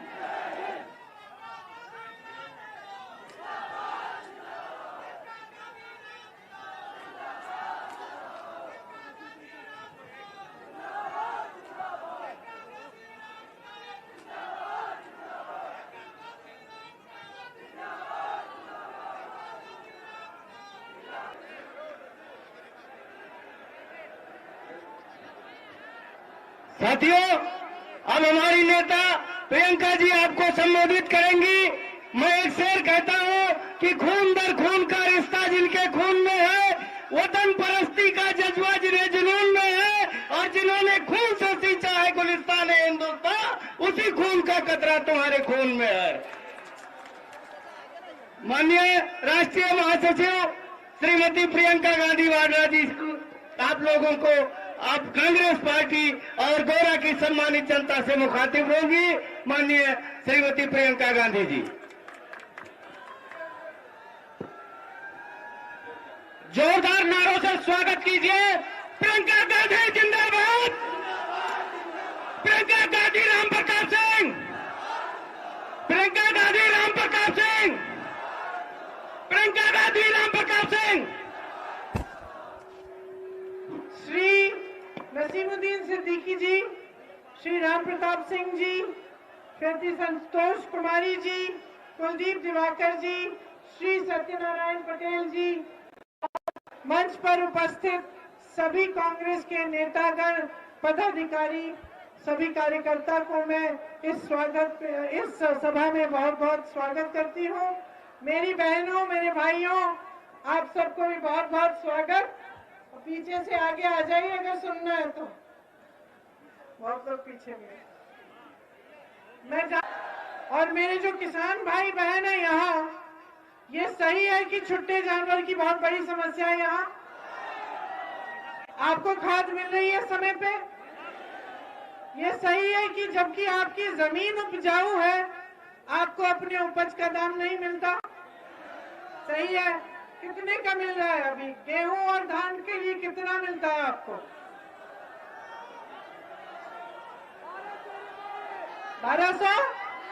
1200 रुपए। ठीक है। हाँ, 1000। चलिए, तो ये केस, अगर मैं ये कहूं कि सब मुश्किलों का सामना कर रहे हैं, चाहे वो किसान हो, बेरोजगार हो, महिलाएं हो, जो भी है, सब बहुत बड़ी बड़ी मुश्किलों का सामना और परेशानियों का सामना कर रहे हैं, तो ये सही बात होगी? सही है। अब मैं आपसे एक बात पूछना चाहती हूँ कि ये जब मुश्किलें आती हैं, महंगाई आती है, तो आपके घर में पूछती है कि किस धर्म के हैं आप? क्या महंगाई आती है और आपके घर पे खटखटा के पूछती है कि भाई तुम हिंदू हो या मुसलमान हो? क्या बेरोजगारी पूछती है कि तुम किस जाति के हो, ब्राह्मण हो या दलित हो या किस वर्ग के हो? पूछती है बेरोजगारी? नहीं पूछती। जब छुट्टा जानवर आके आपका खेत चलता है तो पूछता है कि कौन से खेत का, भाई किस किसान का है ये खेत? अच्छा, इस धर्म का है, चलो मैं दूसरे खेत में जाके चलूंगा, है? पूछता है छुट्टा जानवर। तो राजनीतिक दल के नेता क्यों पूछ रहे हैं भैया? क्यों पूछ रहे हैं? सोचिए, मजाक की बात नहीं है, ये गहरी बात है। क्योंकि जब विकास करना है तो सबका होगा कि नहीं होगा? कि एक वर्ग का विकास होगा? हो ही नहीं सकता। सड़क बनाओगे, क्या आप कहोगे कि लो इस धर्म के हो तो ये सड़क मत इस्तेमाल करो, उस धर्म के हो तो ये सड़क तुम्हारे लिए है? नहीं। सड़क बनाओगे तो सबके लिए बनाओगे। पानी की सुविधा होगी तो सबकी होगी। सही बात है। तो विकास, रोजगार होगा तो पूछना नहीं है कि कौन सा क्या है, सबके लिए रोजगार है। हाँ, आरक्षण है लेकिन सबके लिए रोजगार है, सबको मौका मिलेगा। सही बात है कि नहीं? तो राजनीतिक दल और उनके नेता आपके सामने जाति और धर्म की बात क्यों करते हैं? कभी सोचा है कि यूं ही आंख मूंद के दे देते हो वोट धर्म और जाति के आधार पर? मैं एक मोहल्ले में गई, वहां मैंने देखा कोई सड़क नहीं, टूटी फूटी सड़क, पानी नहीं। पूछा बिजली आती है? खाद दीदी नहीं आती। बिल भरते हो? बिल भरते हैं। अच्छा, विधायक कौन है? नाम लिया विधायक का। काम करता है? नहीं करता। वोट दोगे दोबारा? हाँ जी। वाह जी। तो मैंने पूछा क्यों? जी हम तो वोट अपने धर्म के आधार पर दे देते हैं हर बार। यही बात मैंने कहीं और सुनी कि भाई क्यों बार बार वोट दे रहे हो इसको, काम तो कर नहीं रहा है तुम्हारा। जी हम जाति के आधार पर दे देते हैं, हमारी जाति का है, हम सोचते हैं कि इन्हीं को देंगे। तो क्या हो रहा है? आप आंख मूंद के धर्म के आधार पर, जाति के आधार पर ऐसे राजनीतिक दलों को आगे बढ़ा रहे हो जिनके नेता समझ गए हैं भैया कि आपके लिए काम करने की जरूरत ही नहीं है। वो समझ गए हैं कुछ मत करो, 5 साल आराम करो, राज करो, सत्ता में बैठो, सब खुशियां तुम्हारी रहे, तुम ही फूलो फलो। 5 साल बाद मंच पे पहुंच जाना, कोई बड़ी बड़ी घोषणाएं कर देना, साथ साथ कह देना कि भैया धर्म के, हम आपके धर्म की सुरक्षा करेंगे, हम आपकी जाति की सुरक्षा करेंगे, वोट मिल जाएगा। तो काम क्यों करेंगे ये नेता? और आदत किसने डाली है? जनता डाली ने है। अच्छी आदत है कि बुरी है? अरे घर में अपने बेटे की आदत डाल दो कि कोई काम करने की जरूरत नहीं है, उसको खिलाते पिलाते रहोगे तो निकम्मा होगा कि नहीं? तो जाके बाहर जाके नौकरी ढूंढ के तुम्हारे लिए कमाएगा कि नहीं? नहीं कमाएगा। तो जब इतनी समझदारी अपने परिवार के लिए, इतनी समझदारी अपने बच्चों की परवरिश के लिए, तो अपने विकास के लिए और अपनी राजनीति में इतनी समझदारी क्यों नहीं दिखा रहे हो? ये मेरी शिकायत है आपसे। आपने इन नेताओं को इतनी हिम्मत दे दी है, आपने इन नेताओं को और ये जो राजनीतिक दल है, बसपा, समाजवादी, भाजपा, इतनी हिम्मत दे दी है आपने इनको कि कुछ नहीं करेंगे, लेकिन मंच पे खड़े होकर आपसे झूठ बोल के, आपसे धर्म के आधार पर, जाति के आधार पर वोट लेके वो फिर से सत्ता में आएंगे। और ये जो आपने आदत डाली है, इससे नुकसान उनका नहीं हो रहा है। उनके बेटे अच्छे अच्छे स्कूलों में पढ़ रहे हैं, विदेश चले जाते हैं, वो तो अच्छे अच्छे हवाई जहाजों में घूम रहे हैं। मोदी जी का हवाई जहाज देखो, 8,000 करोड़ का एक हवाई जहाज है। मोदी जी दुनिया घूमते हैं उस हवाई जहाज में। योगी जी के यहाँ देखिए, है तो योगी, लेकिन कितनी बड़ी बड़ी गाड़ियों में घूमते हैं, कितनी बड़ी सिक्योरिटी सुरक्षा लेके घूम रहे हैं। और जब आपकी समस्याएं आती हैं, जब किसान आंदोलन करता है, जब महिलाओं पर अत्याचार होता है, तो सब दुबक के अपने घर में बैठ जाते हैं। कोई नहीं आता आपकी सुनवाई करने। किसान 1 साल से दिल्ली के बॉर्डर पे नरेंद्र मोदी जी के घर के सामने 10 किलोमीटर की दूरी भी नहीं है, खड़ा रहा 1 साल के लिए। 700 किसान शहीद हुआ। कहां थे हमारे प्रधानमंत्री जो पूरी दुनिया घूम सकते हैं, जो 16,000 करोड़ रुपए के दो हवाई जहाज खरीदे हैं और पूरे गन्ने के बकाए को 14,000 करोड़ रुपए को नहीं दे पा रहे किसानों को? वो प्रधानमंत्री कहां थे? क्यों नहीं आए? जब उनके ही मंत्रिमंडल के मंत्री के बेटे ने 6 किसानों को लखीमपुर खीरी में अपनी जीप के नीचे कुचल डाला, तो वो प्रधानमंत्री और आपके मुख्यमंत्री योगी आदित्यनाथ जी क्यों नहीं गए लखीमपुर खीरी उन परिवारों से मिलने? क्यों कार्रवाई नहीं की उन्होंने उस लड़के पे? बल्कि उसके कुछ ही दिन बाद एक बड़ी सी उन्होंने मीटिंग की लखनऊ में, जहां पे उसी का बाप उनके साथ मंच पे खड़ा रहा। इस्तीफा भी नहीं मांगा उस मंत्री का। कैसे नेता है ये? कौन से धर्म की बात कर रहे हैं? कौन से धर्म की बात कर रहे हैं? छुट्टा जानवर आपके खेत खाए जा रहा है, आपके सामने खड़े होके कहते हैं हमें तो मालूम ही नहीं था। मोदी जी अंतर्यामी, सर्वज्ञानी, हाँ सर्वज्ञानी कहते हैं ना, मोदी जी को सब कुछ पता चल जाता है। मोदी जी को नहीं पता था कि अपने देश के सबसे बड़े प्रदेश में एक एक किसान मर रहा है परेशानी से, क्योंकि छुट्टा जानवर उसके खेत खा रहा है। मोदी जी को पता चल जाता है जब रूस के प्रधानमंत्री को कुछ बीमारी होती है, अमेरिका में डोनाल्ड ट्रंप को खांसी आती है, मोदी जी फट से उनको चिट्ठी लिख लेते हैं, फोन कर लेते हैं। और मोदी जी जिनकी केंद्र में सरकार है, जिनकी लखनऊ में प्रदेश में सरकार है, जिनके मुख्यमंत्री जी बैठे हैं, उनको ये नहीं मालूम था। अभी चुनाव आया तो संज्ञान में आया, और चुनाव आया तो संज्ञान में भी आ गया, और आपने इसका समाधान भी निकालने की घोषणा कर दी।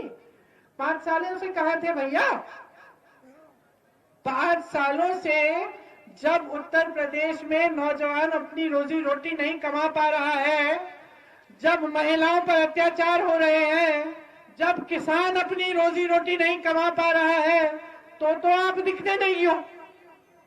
5 साल बाद जब दुनिया का भ्रमण कर लिया, हर जगह फोटो खिंचा ली, हर प्रधानमंत्री के साथ, हर राष्ट्रपति के साथ, फिर आप पधारते हैं यूपी में चुनाव के समय।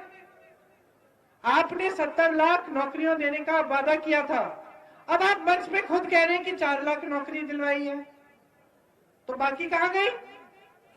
आपकी सरकार ने, इस भाजपा की सरकार ने 12 लाख सरकारी पद खाली रखे हुए 5 सालों से। क्या 5 सालों से उनको बेरोजगार नौजवान नहीं दिखे? यूपी में भाई कितने बेरोजगार हो, जरा हाथ उठाओ। ये देखो, इस सभा में होंगे 6,000 7,000 बेरोजगार नौजवान, तो आपको नहीं दिख रहे थे? आपने पद क्यों नहीं भरे? क्यों नहीं भरे? क्योंकि आदत डाल दी है जनता ने, आदत डाल दी है भाई और बहनों, आपने बहुत बड़ा बना दिया है आपने इनको, हद से ज्यादा। और इस राजनीति से सबसे बड़ा नुकसान आपको हो रहा है, आपके प्रदेश को हो रहा है। आपके प्रदेश में, उत्तर प्रदेश में, ये हमारे प्रदेश में इतना हुनर है कि यहां से बंबई, कलकत्ता, दिल्ली में लोग जा रहे हैं, काम कर रहे हैं, अपना हुनर दिखा रहे हैं, कमा रहे हैं। हमारे प्रदेश में, उत्तर प्रदेश में जो खेती है, जो जमीन है, इतनी उपजाऊ है कि यहाँ का किसान बहुत तरक्की कर सकता था, लेकिन आज उसको ना अपने उपज का दाम दे दे सरकार, ना उसको इस समस्या से छुटकारा दे रही है, बल्कि बड़ी बड़ी बिजली के बिल, बड़ी बड़ी पेट्रोल डीजल के बिल दे रही है। क्यों हो रहा है ये सब? समझ लीजिए। अब मैं बहुत गहरी बात कहने वाली हूं, ध्यान से सुनिए। आपको गरीब रखा जा रहा है, आपको गरीब जानबूझकर रखा जा रहा है। रोजगार से पता चलता है। देखिए, खाली पद है 12 लाख, ठीक है, आपने नहीं भरे, लापरवाही होगी। बाकी रोजगार कहां से आते हैं? बाकी रोजगार छोटे दुकानदार, छोटे बिजनेस, छोटे मैन्युफैक्चरिंग के यूनिट से आते हैं। ये हमारे देश की रीढ़ की हड्डी है। आपने उन बिजनेसों को क्या किया? तकरीबन सारे के सारे बंद होने के कगार पे हैं। जो छोटा दुकानदार है वो कमा नहीं पा रहा है। आपने उस पर नोटबंदी कर दी, जीएसटी कर दी, लॉकडाउन आया, कोरोना आया, बड़े बड़े बिल थोप दिए, वो बंद होने के कगार पे है। और कहां से आते हैं रोजगार? बड़ी बड़ी संस्थाओं से। अब ये लोग कहते हैं कि कांग्रेस पार्टी ने 70 सालों में किया क्या, लूटा है आपको, ये किया वो किया है। अच्छा, तो ये जो बड़ी बड़ी संस्थाएं थी, BHEL, HCL, NTPC, रेलवे, ये सारी बड़ी बड़ी जो सरकारी संस्थाएं थी, जो पब्लिक यूनिट कहते हैं इसको, पब्लिक यूनिट क्यों? पब्लिक की संस्थाएं जो पब्लिक को रोजगार देती हैं, इनका क्या किया है इन्होंने? सब अपने बड़े बड़े उद्योगपति दोस्तों को बेच डाला। अरे रेलवेज को बेच डालने की योजना बन रही है। तो जहां से रोजगार आना था 3 जगह से, सरकारी पद खाली, भरे नहीं, संस्थाएं, पब्लिक सेक्टर यूनिट बेच डाले, छोटे दुकानदार, छोटी मैन्युफैक्चरिंग के यूनिट, छोटे व्यापारी बंद होने के कगार पे। और आपकी हिम्मत की आप कह रहे हो कि हम रोजगार दिलवाएंगे? आपकी नीति ने तो सबको बर्बाद कर दिया है। आपकी नीतियां तो सिर्फ अमीरों के लिए, अपने बड़े बड़े उद्योगपति मित्रों के लिए बन रही है। ये किसान कानून क्या थे? ये किसान कानून, किसान की मेहनत, किसान की का खून पसीना, और कमाए कौन? उनके बड़े बड़े उद्योगपति। यही तो थे किसान के कानून। अच्छा, आपने आंदोलन किया, साल भर से तो ये निकले नहीं, चुनाव आने लगा, घबरा गए, कहा कि ये तो अब किसान तो अडिग है, हिल नहीं रहा है, कुछ तो करना पड़ेगा। माफी मांगी, रोए धोए, कानून वापस ले लिए। ये आपको राशन का बोरा देते हैं बहने, देते हैं कि नहीं? आपको तो मिल ही नहीं रहा है कह रही हैं, लेकिन कुछ लोगों के घर राशन के बोरे भेजते हैं और कहते हैं कि खाता खोलिए, पैसे भेज देंगे। ठीक है, मैं इनसे पूछ रही हूं, प्रधानमंत्री सरकार ने इस समस्या को सुलझा दिया है। ये छत्तीसगढ़ में सबसे बड़ी समस्या थी। क्या किया सरकार ने? सरकार ने कहा कि आप अगर छुट्टे जानवर का देखभाल करोगे तो सरकार आपसे 2 रुपए किलो उस जानवर का गोबर खरीदेगी।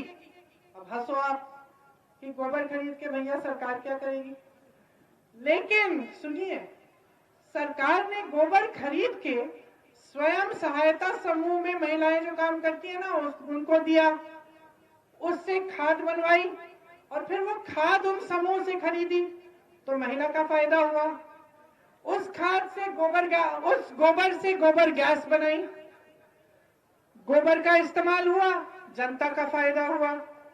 इससे क्या हुआ, जनता ने उन जानवरों का देखभाल करना शुरू किया क्योंकि उन जानवरों से कमाई हो रही थी जनता की, 2 रुपए किलो गोबर मिल रही थी सरकार को और जनता को 2 रुपए मिल रहा था हर किलो के लिए। समस्या सुलझ गई, उसका समाधान निकल गया। आज छत्तीसगढ़ में जाइए, कहीं छोटा जानवर नहीं दिख रहा है। अब आई आपकी उत्तर प्रदेश की भाजपा की बड़ी धार्मिक सरकार जो धर्म की बातें करती है आपके सामने। क्या किया इन्होंने, गौशालाएं बना दी, गौशालाओं में गाय को धर दिया, चारा नहीं दिया, पानी नहीं दिया, तमाम गौशालाओं में तो छत भी नहीं है।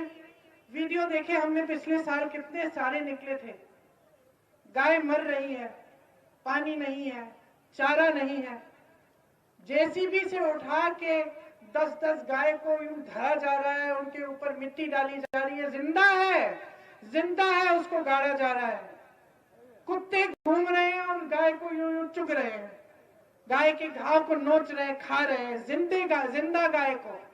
यह है इनका धर्म, यह है इनका बनावटी धर्म जिस आधार पर आपसे ये मांग रहे हैं वोट।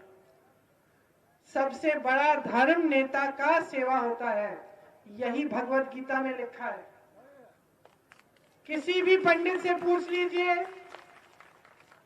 किसी भी ग्रंथ को पढ़ लीजिए, चाहे वो भगवत गीता हो, चाहे मुसलमानों से पूछिए कुरान शरीफ में क्या लिखा है, चाहे बौद्ध धर्म में पूछिए कि बुद्ध भगवान ने क्या कहा था, चाहे ईसाइयों से पूछिए कि उनके ईसा मसीह ने क्या कहा था। सबने एक ही चीज कही थी नेता के लिए, सबसे बड़ा धर्म आपका है सेवा, और इस धर्म को इस्तेमाल मत करो। सब धर्मों में लिखा है कि धर्म का दुरुपयोग नहीं करना चाहिए। ये धर्म का दुरुपयोग करके आपके सामने धर्म के आधार पर वोट मांग रहे हैं। समझ लीजिए, आपको गरीब रखने की साजिश है। आपका विकास कभी इस तरह की राजनीति से नहीं होगा, सिर्फ और सिर्फ इनके नेता विकास करते रहेंगे। कांग्रेस पार्टी कह रही है कि किसानों के जितने भी कर्ज थे पूरे माफ किए जाएंगे अगर हमारी सरकार आए। हमारी सरकार ने 72,000 करोड़ कर्ज माफ किए थे पहले, आपको याद होगा। हम समझ रहे हैं कि कितनी परेशानियां हैं आपकी, इसलिए हम कह रहे हैं फिर से करेंगे। हम कह रहे हैं कि ये जो बिजली के बड़े बड़े बिल होते हैं ना, इनको हम आधा करेंगे। हम कह रहे हैं कि जो दुकानदार, जो छोटे व्यापारी कोरोना के समय बिजली के बिल भर रहे थे, बकाया है उनका, उस बकाये को हम साफ कर रहे हैं।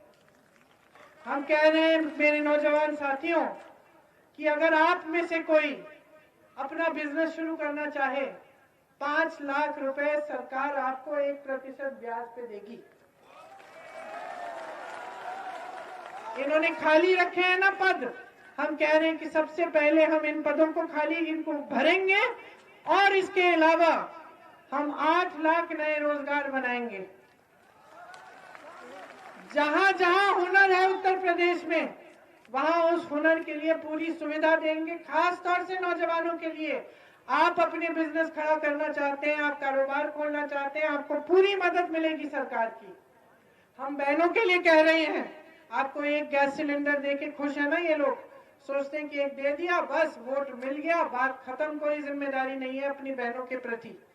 हम कह रहे हैं कि 40% महिलाओं को हमने टिकट दिया है कि बहनों आधी आबादी हो, तुम आधी आबादी हो, लेकिन तुम्हें राजनीति में कोई भागीदारी नहीं दे रहा है, तुम्हें आगे बढ़ने का काम तुम्हारा कोई नहीं कर रहा है। हमने कहा खड़ी हो जाओ, चुनाव लड़ो, सत्ता अपने हाथों में लो, ऐसी बहनें लड़ रही हैं आज चुनाव कांग्रेस पार्टी की तरफ से, जिन पर भयंकर अत्याचार हुए, जिनकी बेटियों का बलात्कार किया गया है, जिनकी बेटियों को मार डाला गया है। ऐसी महिलाएं खड़ी हैं आज। एक आशा बहू की महिला खड़ी है जिसको पुलिस ने घसीट के बस के अंदर पुरुष पुलिस कर्मियों ने ऊपर चढ़कर गला दबाकर पीटा। क्यों? क्योंकि वो अपने मानदेय के लिए मुख्यमंत्री जी से बात करना चाह रही थी कि मानदेय बढ़ाना चाहिए। कांग्रेस पार्टी कह रही है कि आशा बहुओं के लिए, आंगनवाड़ियों के लिए 10,000 रुपए मानदेय बढ़ाएंगे हम। हमने उस महिला को चुनाव लड़वाया। मुझे कितना गर्व हुआ बहनों उसको देख के। जब मेरे पास पहले आई थी उसके बड़े बड़े घाव थे, रो रही थी, टूटी हुई थी कि उसने सिर्फ अपना हक मांगा और उसको इतनी बेरहमी से पीटा गया। 2 दिन पहले मैं उसकी मीटिंग में गई, अच्छी साड़ी पहन के अपने यूं बांध के यूं गर्व से खड़ी थी, भाषण दे रही थी, कह रही थी कि दीदी जिंदगी भर मैं जनता के लिए काम करूंगी, अपनी बहनों के लिए काम करूंगी। आपके लिए जब आप ब्लॉक स्तर के अस्पताल में जाती हैं तो आपको पुरुष डॉक्टर मिलता है कि नहीं? आपकी सेहत की कोई निजी समस्या है, आप बात कर सकते हैं उनसे? नहीं कर सकते। कांग्रेस पार्टी कह रही है कि हर ब्लॉक स्तर के अस्पताल में हम पूरी कोशिश करेंगे कि एक महिला डॉक्टर हो, एक महिला नर्स हो आपकी समस्याओं के लिए। आप पर अत्याचार हो तो अगर कोई पुलिसकर्मी अपराधियों के खिलाफ एफआईआर डालने से मना करे या उसमें बाधा डाले, 10 दिन के अंदर वो एफआईआर दर्ज नहीं हुआ तो हम एक ऐसा कानून लाएंगे जिससे के जरिए वो सस्पेंड हो सकता है। ये लोग एक गैस सिलेंडर दे रहे हैं ना, हम कह रहे हैं 3 ले लो। हम कह रहे हैं छात्राओं को मुफ्त मोबाइल फोन देंगे ताकि ऑनलाइन पढ़ाई कर सके, आगे बढ़ सके। हम कह रहे हैं इंटर की छात्राओं को हम स्कूटी देंगे ताकि और भी आगे बढ़ पाए। लेकिन हम साथ साथ कह रहे हैं कि आपको सशक्त करने की जिम्मेदारी हमारी है। हम चाहते हैं कि महिलाएं भी अपनी पैरों पे खड़े हों, महिलाएं भी कमाएं, महिलाएं भी घर में भागीदार हों कमाई में। इसीलिए 40% सरकारी रोजगार हम महिलाओं को दिलवाएंगे। मेरी यहाँ पुलिसकर्मी बहनें खड़ी हैं, 25% भर्ती पुलिस में हम महिलाओं की कराएंगे ताकि हर पुलिस स्टेशन पे आपको महिलाएं मिले। और मैं जानती हूँ आपकी भी समस्या है कि जहां आप रहते हो वहां आपकी पोस्टिंग नहीं होती, दूर दूर होती है। इसलिए हम कह रहे हैं कि आपकी पोस्टिंग जहां आप रहते हो उसी जिले में की जाएगी। मुझे हिरासत में लिया था तो 2 बहनें थी पुलिस वाली, और मैंने पूछा 4 बजे है सुबह, लखीमपुर केरी का वो हादसा हुआ था, वहां जा रही थी मैं उनके परिवार, किसान के परिवारों से मिलने। 4 बजे सुबह थी, महिला पुलिसकर्मी मेरे साथ जीप में बैठी थी। और जब मैंने पूछा कि आपकी पोस्ट, आप रहते कहाँ हो, इतनी दूर रह रही थी, 4 बजे सुबह सड़क पे खड़ी हुई थी मुझे हिरासत में लेने के लिए। मैं सोच रही थी कि किन परिस्थितियों में ये बेचारी काम कर रही है, कौन इनकी सुनवाई कर रहा है। उसी तरह से चाहे नौजवान की, चाहे महिलाओं की, चाहे किसान की, चाहे किसी की भी, आज इस प्रदेश में, देश में किसी गरीब की, किसी मिडिल क्लास के इंसान की सुनवाई नहीं है।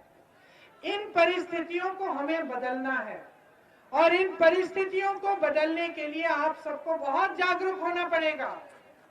बहुत हो गया है ये धर्म और जाति के आधार पर राजनीति इस प्रदेश में दशकों से चल रही है और इससे आपका कुछ फायदा नहीं हुआ। अगर आपका फायदा होना था तो देश का सबसे बड़ा प्रदेश, सबसे ज्यादा नौजवान इस प्रदेश में, सबसे ज्यादा हुनर इस प्रदेश में, तो ये देश का सबसे बड़ा, सबसे योग्य प्रदेश आगे क्यों नहीं बढ़ा? ये विकसित क्यों नहीं हुआ? यहाँ के लोग अमीर क्यों नहीं हो रहे हैं, गरीब क्यों होते चले जा रहे हैं? क्योंकि आपके हित में कोई काम नहीं करना चाहता, सिर्फ अपने हित में आपका इस्तेमाल किया जा रहा है। तो ये सब बातें कहने के लिए मैं यहाँ आई। अब चुनाव है, सोच समझ के ये वोट डालिए, इसको व्यर्थ मत करिए। ये वोट आपके पक्ष में जाना चाहिए, आपके पक्ष में।